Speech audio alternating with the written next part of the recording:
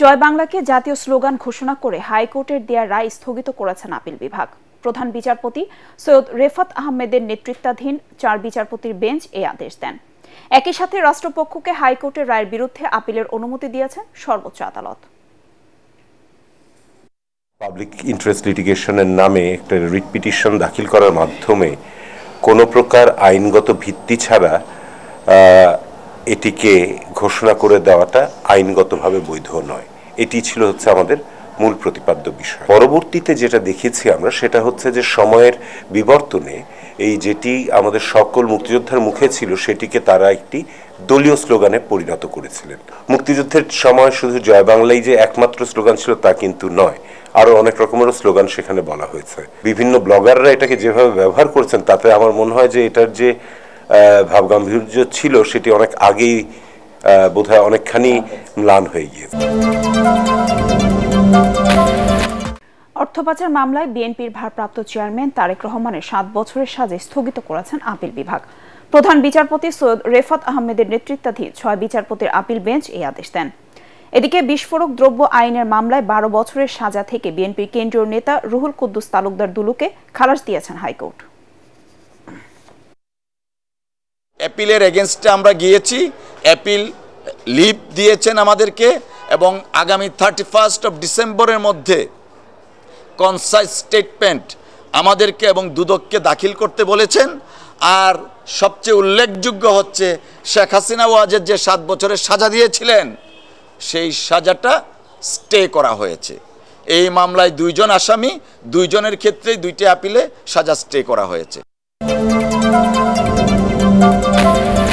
পতিত শেখ হাসিনা সরকার দেশের অনেক কিছু ধ্বংস করে দিয়েছে অভিযোগ করে বিএনপির ভারপ্রাপ্ত চেয়ারম্যান তারেক রহমান বলেছেন, সবাইকে নিয়ে জবাবদিহিমূলক সরকার প্রতিষ্ঠা করতে চায় বিএনপি।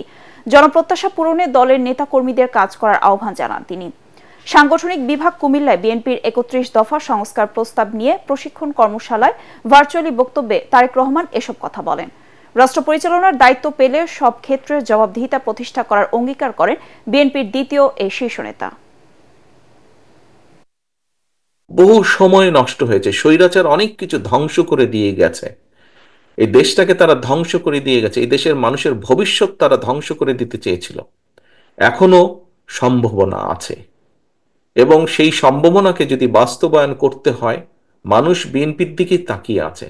বিএনপি হিসাবে আসুন আমরা মানুষের সেই প্রত্যাশা পূরণের জন্য আমাদের সর্বোচ্চ দিয়ে আমরা চেষ্টা করি। শুধু নিজের কথা ভাবলে হবে না, আসুন আমরা দেশ এবং মানুষের কথা ভাবি। আসুন জীবনে বেঁচে থাকার জন্য যতটুকু আপনার প্রয়োজন আমরা ততটুকু করি, বাকি সময়টুকু আসুন আমরা মানুষ এবং দেশের জন্য ব্যয় করি। তাহলে আপনি মানুষের মধ্যে চিরস্মরণীয়। ভারতের পররাষ্ট্র সচিব বিক্রম মিশ্রির ঢাকা সফরের ফলে দুদেশের সম্পর্কের মধ্যে সন্দেহ এবং অবিশ্বাস কমবে বলে মনে করছেন আন্তর্জাতিক সম্পর্ক বিশ্লেষকরা। তবে পরস্পরের আস্থা অর্জনে দুদেশের মানুষের প্রত্যাশাও বুঝতে হবে বলে মনে করেন তারা। মিশ্রির বহুল আলোচিত এই সফরে ঢাকা দিল্লির সম্পর্কের গতি প্রকৃতি বুঝতে আগামী কিছুদিন পর্যবেক্ষণ করার কথা জানান বিশ্লেষকরা। ফজলে রাব্বির রিপোর্ট। বহুল আলোচিত ভারতের পররাষ্ট্র সচিব বিক্রম মিশ্রির বাংলাদেশ সফরে দিল্লি ও ঢাকা পারস্পরিক সম্পর্ক উন্নয়নে নিজেদের আগ্রহের কথা জানিয়েছে, একই সাথে জানিয়েছে কিছু দাবি দেওয়া। মোটা দাগে ঢাকার প্রত্যাশা ভারতে অবস্থানরত পতিত সরকারের প্রধানমন্ত্রী শেখ হাসিনা যেন বাংলাদেশকে অস্থিতিশীল করতে না পারে, ভিসা সহজীকরণ ও ধর্মীয়সিত অপপ্রচার বন্ধ করা। আর সম্পর্ক উন্নয়নের জন্য দিল্লি চায় সংখ্যালঘুদের নিরাপত্তা ও বাংলাদেশে স্থিতিশীল রাজনৈতিক পরিস্থিতি। বসুন্ধরা ট্যাবলেট এখন আরো উন্নত। এই hot air through top sheet দ্রুত শোষণ করে সোনামণিকে দেয় কোমল অনুভূতি। একটা জিনিস তারা হাইলাইট করেছে যে ভারত সেই ধরনের একটা বাংলাদেশের সাথে কাজ করতে চায় যে বাংলাদেশ ডেমোক্রেটিক বলছে, স্টেবল বলছে, পিসফুল বলছে, প্রোগ্রেসিভ বলছে এবং একেবারে শেষে বলছে ইনক্লুসিভ। তো এটাকে যদি আমরা একটু ভেঙে যদি চাই তাহলে বোঝাই যাচ্ছে যে তারা একটা নির্বাচিত সরকার চাচ্ছে এবং সেটা আসলে তাদের হয়তো কাজ করতে হয়তো সুবিধা হবে। দুই দেশের সম্পর্ক কথায় না কাজের উপর নির্ভর করছে বলেও জানান বিশ্লেষকরা। তবে বাংলাদেশের রাজনৈতিক পট পরিবর্তনের পর আনুষ্ঠানিকভাবে দুই দেশের পররাষ্ট্র সচিব পর্যায়ের বৈঠককে ইতিবাচকভাবে দেখছেন তারা। একই সাথে বৃহৎ প্রতিবেশী হিসাবে ভারতের দায় ও দায়িত্বপূর্ণ আচরণ বেশি প্রত্যাশিত বলেও জানিয়েছেন আন্তর্জাতিক সম্পর্ক বিশ্লেষকরা। জনগণের ইচ্ছা অনুযায়ী যে কোনো রাষ্ট্রের সাথে আমার দেশের স্বার্থ অনুযায়ী কনভার্জেন্স অফ ইন্টারেস্ট তৈরি করা সেটা গুরুত্বপূর্ণ। তো সেই কনভার্জেন্স অফ ইন্টারেস্টের জায়গাগুলোতে যদি কিছু কিছু ক্ষেত্রে পজিটিভ আনা যায় তখন সেটা একটা spill over effect long time relationship পড়বে। আর যদি সেই কনভার্জেন্স অফ ইন্টারেস্টগুলো আইডেন্টিফাই করার ক্ষেত্রে ডিফিকাল্টিস দেখা দেয় তখন হয়তো জটিলতা তৈরি হওয়ার আশঙ্কা থাকে। বাট বৈঠকের পরের দুই ফরেন সেক্রেটারির যে ব্রিফিং সেটাতে বোঝা গেছে দুই দেশই তাদের সম্পর্কের ব্যাপারে ওয়াকিবহাল এবং এটাকে এগিয়ে নেওয়ার ব্যাপারে তাদের মধ্যে আগ্রহ আছে। ভারতের যে সমালোচনাটা আছে বাংলাদেশে যে একতরফা সে অনেক কিছু নিয়ে নিচ্ছে সেই জায়গায় যেন পরিবর্তনটা হয়।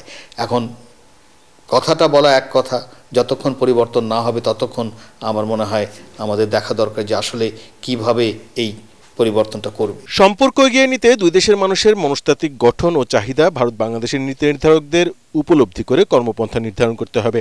একই সাথে তাদের মধ্যে যোগাযোগ ও বন্ধুত্বপূর্ণ সম্পর্ককে গুরুত্বের সাথে বিবেচনা করতে হবে বলে মনে করেন এই বিশ্লেষকরা। পুলিশ বাহিনীকে জনবান্ধব, রাজনৈতিক প্রভাবমুক্ত, পেশাদার বাহিনী হিসেবে গড়ে তুলতে কমিশন গঠন সহ বেশ কিছু সংস্কার প্রস্তাব করেছে বিএনপি। চেয়ারপারসনের গুলশান কার্যালয়ে সংবাদ সম্মেলনে বিএনপির স্থায়ী কমিটির সদস্য ও দলের পুলিশ সংস্কার কমিটির প্রধান অবসরপ্রাপ্ত মেজর হাফিজউদ্দিন আহমেদ এসব প্রস্তাব তুলে ধরেন। এ সময় তিনি বলেন, গত 16 বছরে দেশের প্রতিটি প্রতিষ্ঠান ধ্বংস করে দিয়েছে আওয়ামী লীগ। তিনি বলেন, জুলাই বিপ্লবের আন্দোলন দমানোর নামে তারা সহস্রাধিক হত্যা ও অসংখ্য মানুষকে রক্তাক্ত করেছে। তাই এই বাহিনীর সংস্কার জরুরি বলে মত দেন মেজর হাফিজ। মহান বিজয় দিবস উদযাপনে 16 ডিসেম্বর কনসার্ট করবে সবার আগে বাংলাদেশ।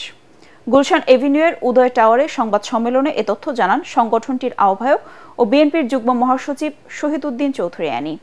মানিক মিয়া এভিনিউতে এই কনসার্ট হবে।